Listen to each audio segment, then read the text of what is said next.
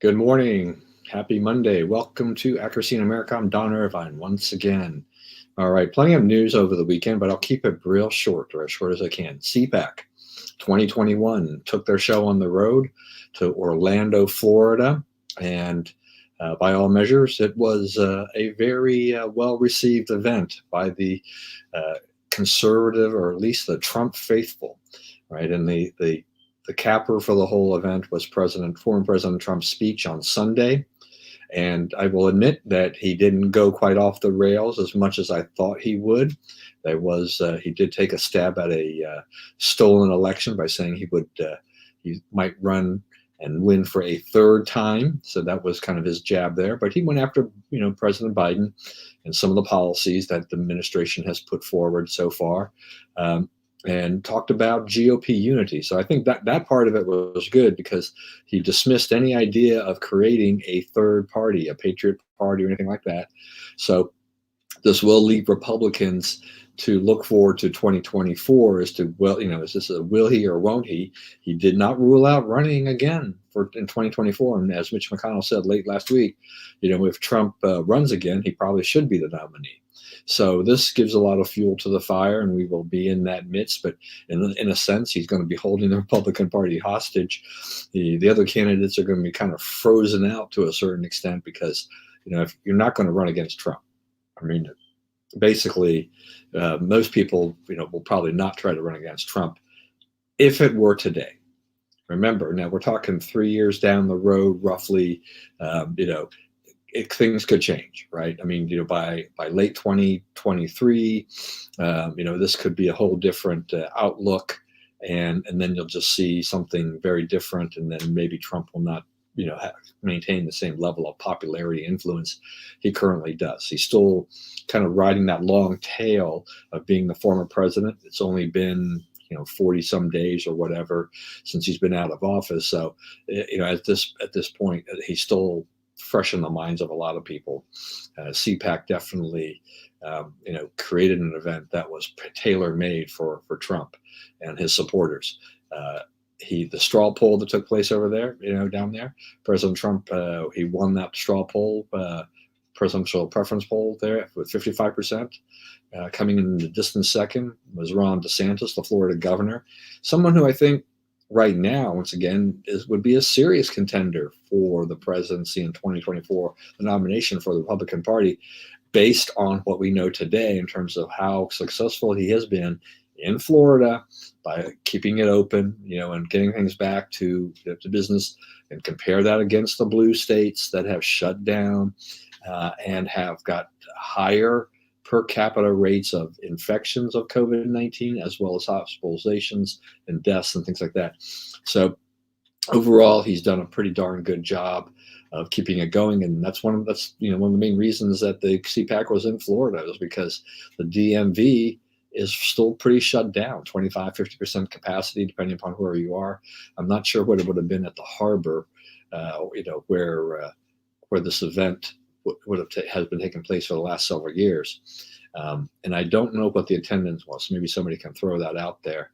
I just kept thinking that, temperature checks and a lot of other stuff for thousands of people had to be one kind of a headache. Though, I have to say, temperature checks are a complete waste of time. It doesn't tell you anything. It tells you might have a fever, but it doesn't tell you you're going to get COVID. That's not the way you scan people and check people for symptoms of COVID. That is one of the lower level factors. So there's a lot of people chasing that tail, which makes absolutely no sense to me whatsoever. One of the more controversial things about CPAC was this $100,000. It's for sale for $100,000. It was a little statue. You may have seen it. If you haven't, go on the internet and look it up. But it was a statue that was created by a guy named Tommy Zigan. He's a Mexican. He's an expat. He's living in the United States. He made this in Mexico. But it's a golden statue of President Trump. So lots of people taking pictures of it.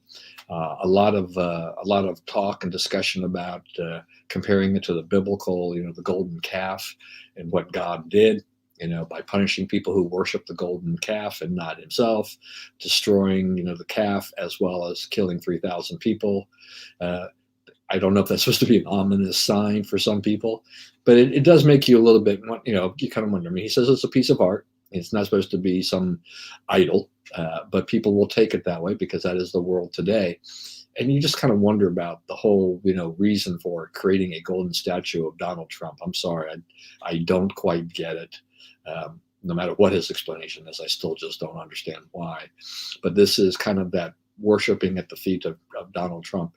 And then in that sense, I guess it makes perfect sense, right? I mean, people do this, and I've seen as many wild things on that promote Trump and worship Trump as anything else I've seen in my lifetime. So that it's a free country. Do what you want to do. It doesn't really, you can choose your heroes the way you want to do that.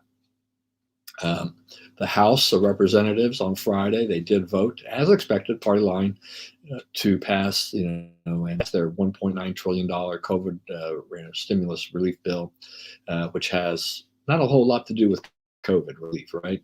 Money for state and local governments, that'll help plug their budget gap.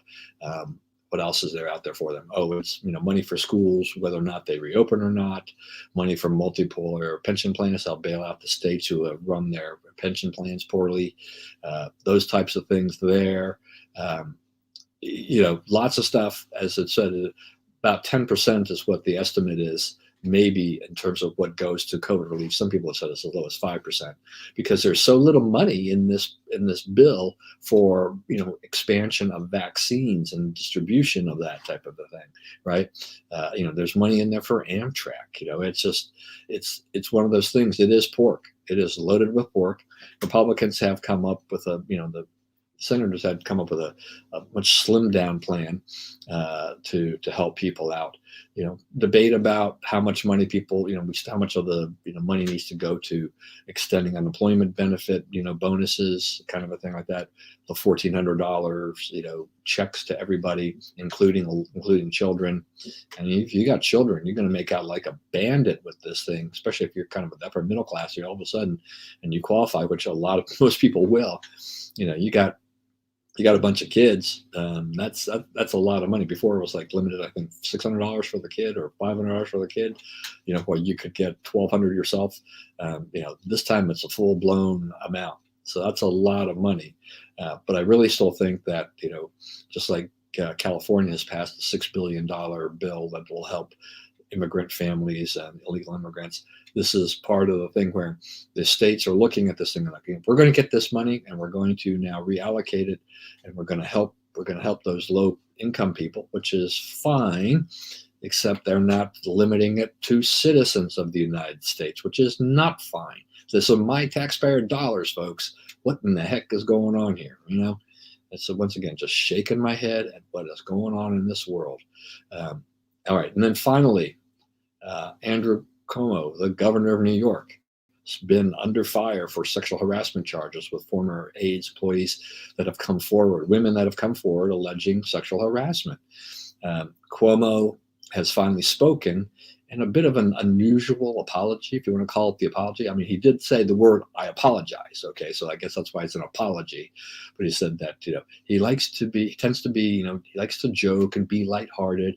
And he didn't, he apologized to anybody who felt that they were being threatened or whatever with this. But there's lots of statements out there by a lot of different people about kind of his predatory nature towards things. And, the Democrats have been largely silent, but now some of them are now realizing that now the Cuomo's come forth, what's the defense? But we still not hearing really from, Hillary Clinton and some of the leading, women in the Democrat Party in terms of, this. These are the people who are quick to shame the Brett Kavanaughs of the world and others for behavior towards women, or an alleged behavior towards women, and call them out on the Me Too movement and things like this. When it's one of your own, it's like lips are sealed.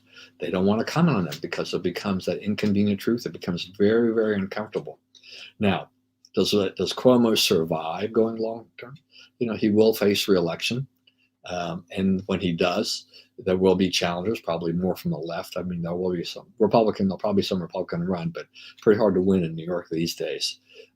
but still give it a go. But I think Cuomo has been sufficiently weakened. But part of the question now will be, will other Democrats really come out and talk about the need for an investigation beyond those that are in New York, the New York State legislature, and I mean, we're talking about some leading national Democrats, liberals that need to come out and talk about this, that have been remaining completely silent on this issue to date, and whether, what is the result of that, if it's going to be an honest and open, good investigation where it's not stacked by cronies of Cuomo or something like this to just try to ramrod and just become just a complete farce. Then he runs into trouble, right? Does the news media, the liberal news media, will they pick up on this and play this out, or are they still going to be silent? I mean, I did watch a little bit of, this goes back to CPAC of MSNBC, and I just happened to see it at the gym this morning and was watching the closed captioning with Joe Scarborough, who went off on a rant about the anti-elitists in the Republican Party, but saying that they're basically saying they're hypocrites because a lot of people who are criticizing the left and cancel culture, attended Harvard and Ivy League schools and things like that. But is that something that is really germane? I mean, you can attend an Ivy League school. It just tells me you're a pretty smart person and could afford the tuition, but that doesn't necessarily make you an elitist. And it still gives you, and it doesn't mean that you can't criticize the schools, for heaven's sakes, right? But they're trying to run this whole false equivalency in a way to try to tear down, what is being said about this, the truths that are out there that are being said about those people who are running this country, and are bringing it to its knees and ruining things along the way. All right. Well, school systems are reopening in a lot of places nationwide. We got special education opening here in Montgomery County. A lot of the students aren't going to return for several weeks to a month, but it's a step in the right direction. But it is really too little, too late. All right. Hope you have a great day wherever you are. Stay healthy. Please stay safe. Remember, we live in the greatest country in the world. Do not let anybody tell you otherwise. God bless America, and I'll see you back on Wednesday with Brian.